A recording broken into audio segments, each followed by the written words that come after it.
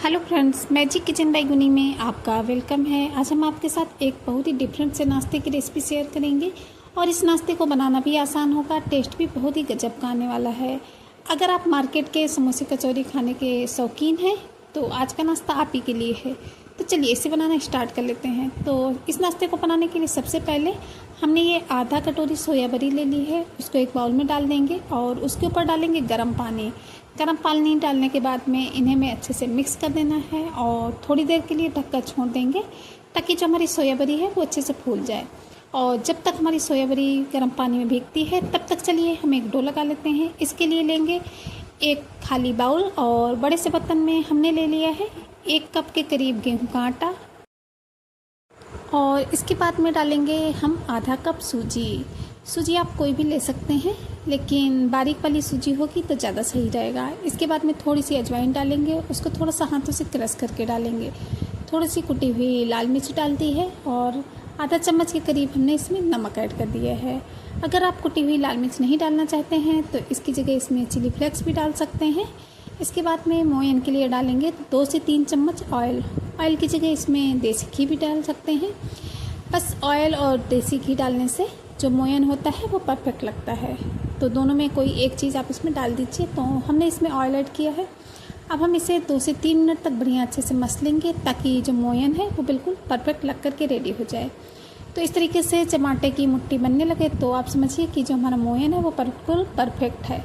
अभी चलिए इसका डो लगा लेते हैं। तो डो लगाने के लिए थोड़ा थोड़ा करके इसमें पानी डालते जाएंगे और इसे अच्छे से मसलते जाएंगे।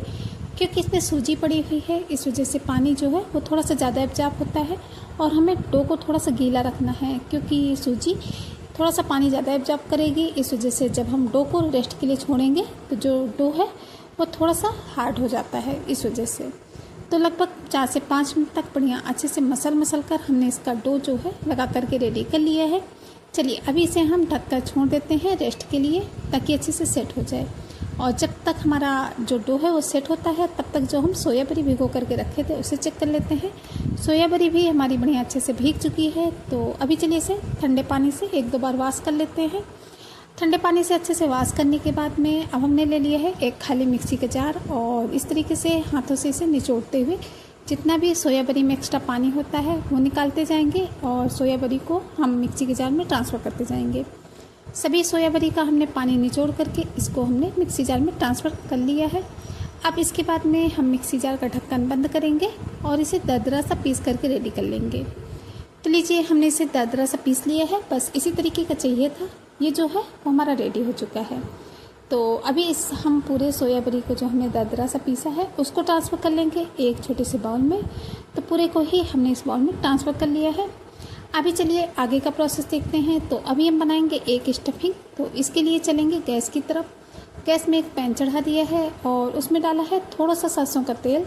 और जब तेल हमारा बढ़िया अच्छे से गर्म हो जाएगा तब हमने 4 से 5 लहसुन की कलियां ली थी, उनको छोटे छोटे पीसेस में कट कर लिया था, उन्हें इसमें डाल देंगे। और इसके बाद में थोड़ा सा ही हमने अदरक का टुकड़ा लिया था, उसको भी छोटे छोटे पीसेस में कट किया था, उसको भी इसमें ऐड कर देंगे। और हाँ, आप चाहें तो इसकी जगह पे अदरक और लहसुन का जो पेस्ट आता है वो ले सकते हैं या फिर इन्हें पीस करके भी ले सकते हैं, लेकिन इस तरीके से हमने इन्हें कट करके डाला है। तो जब हम रेसिपी बनाते हैं और इन दोनों ही चीज़ों की बाइट्स मुंह में आती है तो बहुत ही अच्छा सा टेस्ट आता है। और इस स्टेज पर हमें इसमें ऐड कर देना है एक बारीक कटी हुई हरी मिर्च। तीखा भी आप अपनी पसंद के अनुसार कर सकते हैं। अगर आप ज़्यादा तीखा और चटपटा खाना पसंद करते हैं तो हरी मिर्च की क्वांटिटी को बढ़ा भी सकते हैं। हरी मिर्च को भी इन दोनों चीज़ों के साथ मिक्स करते हुए भून लेना है। और जब ये सभी चीज़ें अच्छे से भून जाएंगी तब हम इसमें डाल देंगे कलर के लिए थोड़ा सा हल्दी पाउडर। लगभग 1/4 चम्मच के करीब हल्दी पाउडर ऐड किया है। इसे अच्छे से मिक्स करेंगे और इसी स्टेज पर हम इसमें ऐड कर देंगे एक बारीक कटा हुआ टमाटर। टमाटर डालने के बाद में हम इसमें डालेंगे टेस्ट के अकॉर्डिंग नमक, क्योंकि जैसे ही नमक ऐड करते हैं वैसे ही जो टमाटर होते हैं वो गलने लगते हैं। इस वजह से कभी भी कोई भी आप रेसिपी बनाएं तो जैसे ही आप टमाटर ऐड करें तो उसमें नमक ज़रूर से डालें। नमक डालते ही टमाटर आपके अच्छे से पक जाएंगे। तो जैसे ही हमने इसमें नमक डाला तो जो हमारे टमाटर हैं वो अच्छे से गल चुके हैं। तो चलिए अभी हम इसी स्टेज पर इसमें ऐड कर देते हैं थोड़ा सा ग्रेट किया हुआ पत्ता गोभी। और हाँ, अगर आप चाहें तो पत्ता गोभी को ग्रेट करके ऐड कर सकते हैं या फिर छोटे छोटे पीसेस में कट करके। हमने थोड़े से पत्ता गोभी को लगभग 1/4 के करीब था छोटा साइज़ का पत्ता गोभी, उसको ग्रेटर से ग्रेट करके इसमें ऐड कर दिए हैं और इसे अच्छे से मिक्स कर दिए हैं। अब इसी स्टेज पर हमने जो सोयाबरी को पीस करके रखा था, तो उस सोयाबरी को पूरा ही इसमें डाल देंगे।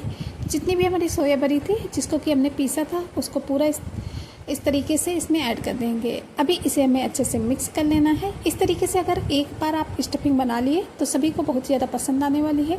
बनाने में बहुत ही ज़्यादा सिंपल होती है, लेकिन इसका जो टेस्ट आता है वो बहुत ही अच्छा आता है। इसे हमने अच्छे से मिक्स कर लिया है। अभी चलिए इस स्टेज पर इसमें ऐड कर देते हैं सिंपल से बेसिक से मसाले। तो सबसे पहले मसालों में डाला है आधा चम्मच धनिया पाउडर और आधा ही चम्मच हमने इसमें ऐड कर दिया है सब्जी मसाला। 1/4 चम्मच के करीब डालेंगे लाल मिर्च पाउडर, थोड़ा सा कुटी काली मिर्च का पाउडर डाल दिया है। अगर आप इसके पास में काली मिर्च का पाउडर है तो आप उसको भी डाल सकते हैं, लेकिन हमने थोड़ी सी कुटी हुई काली मिर्च डाल दी है। आधा चम्मच डालेंगे अमचूर पाउडर। इन सभी मसालों को हमें अच्छे से मिक्स कर देना है। अमचूर पाउडर की जगह आप इसमें नींबू का रस भी डाल सकते हैं, उससे भी स्टफिंग बहुत ही चटपटी सी बनकर रेडी होती है। अभी इन सभी मसालों को हमें अच्छे से मिक्स कर लेना है। तो जितने भी मसाले हैं उनको हमने बढ़िया अच्छे से मिक्स कर लिया है। मसाले आपस में अच्छे से मिक्स हो चुके हैं। इसे हम 3 से 4 मिनट तक लो फ्लेम पे अच्छे से भूनेंगे, क्योंकि जितना अच्छे से हम भूनेंगे उतनी ही परफेक्ट जो हमारी स्टफिंग है वो बन करके रेडी होती है। इस वजह से इसे 4 से 5 मिनट जरूर से भूनें, वो भी लो फ्लेम पे। तो इस तरीके से जो हमारी स्टफिंग है वो बन करके रेडी हो चुकी है। ये स्टफिंग जो है वो बहुत ही टेस्टी लगती है और बनाने में भी आसान ही होती है। तो चलिए अभी हम गैस की फ्लेम को ऑफ कर देते हैं और इसे ठंडा होने के लिए छोड़ देंगे। और जब तक ये ठंडा होता है तब तक चलिए जो हम डो लगा करके रखे थे उसे चेक कर लेते हैं। तो डो को लगभग हमने 10 मिनट के करीब रेस्ट के लिए छोड़ दिया है और जो हमारा डो है वो बढ़िया अच्छे से सेट हो चुका है। थोड़ा सा हाथों से और मसल लेंगे ताकि ये और भी अच्छे से सॉफ्ट हो जाए। तो इसे हम अच्छे से सॉफ्ट करने के बाद में रखेंगे एक चकले में, और चकले में रखने के बाद में पहले तो इसे चिकना करेंगे और इसके बाद में इसकी लोइयाँ कट करेंगे। तो जो हमें इसकी लोइयाँ कट करनी है वो जैसे कि हम कचौरी या पूरी वगैरह बनाते हैं, बस उसी साइज़ की लोइयाँ कट करेंगे।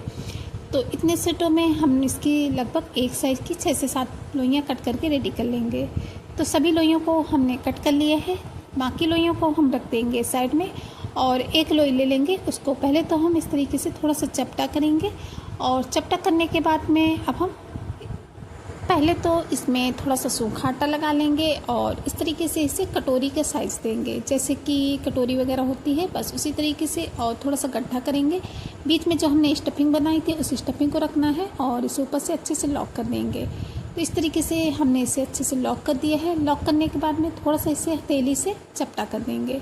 तो इस तरीके से हम इसे चपटा करेंगे। तो इसको हमने बढ़िया अच्छे से फिल करके रेडी कर लिया है।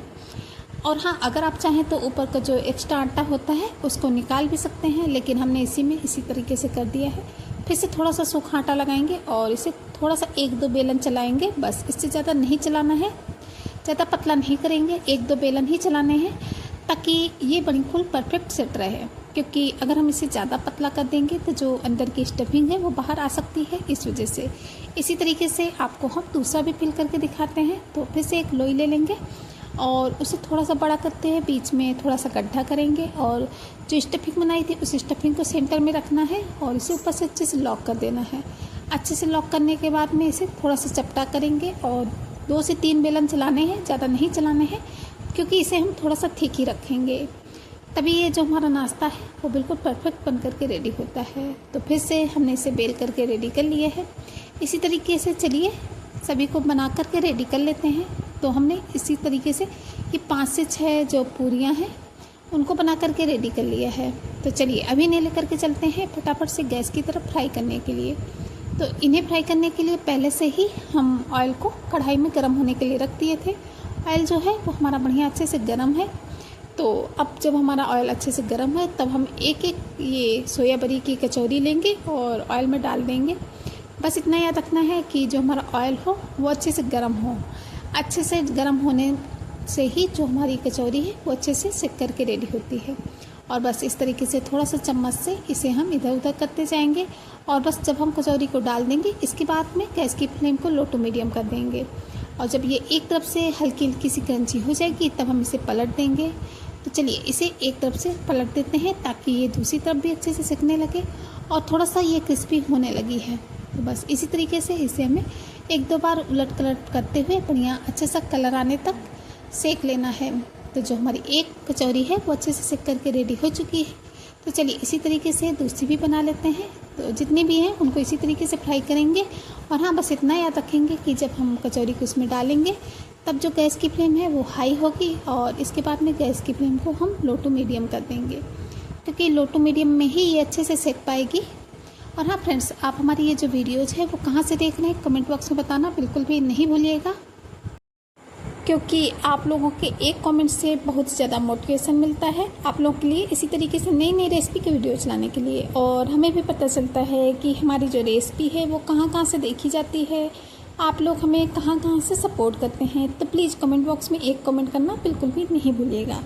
तो फ्रेंड्स, इसी तरीके से चलिए अपनी जितनी भी हमारी अभी कचौरियाँ बनानी थी उतनी हम बना करके रेडी कर लेते हैं, क्योंकि बाकी की हम बाद में बना करके रेडी करेंगे। अभी हमने 6 से 7 ही कचौरियाँ बना करके रेडी की हैं। तो इन सभी कचौरियों को सेकने के बाद में फाइनली आपको हम अपने जो कचौरियाँ हैं उनकी प्लेटिंग करके दिखाते हैं। तो लीजिए फ्रेंड्स, रेडी हो चुकी है बहुत ही खस्ता सी कचौरी, जिसे कि आज हमने बना करके रेडी किया है सोया बड़ी से। सोया बड़ी से बनने वाली ये जो कचौरियाँ हैं बिल्कुल डिफरेंट टेस्ट होता है, खाने में बहुत ही ज़्यादा टेस्टी होती है, बनाने में बहुत ज़्यादा आसान होती है।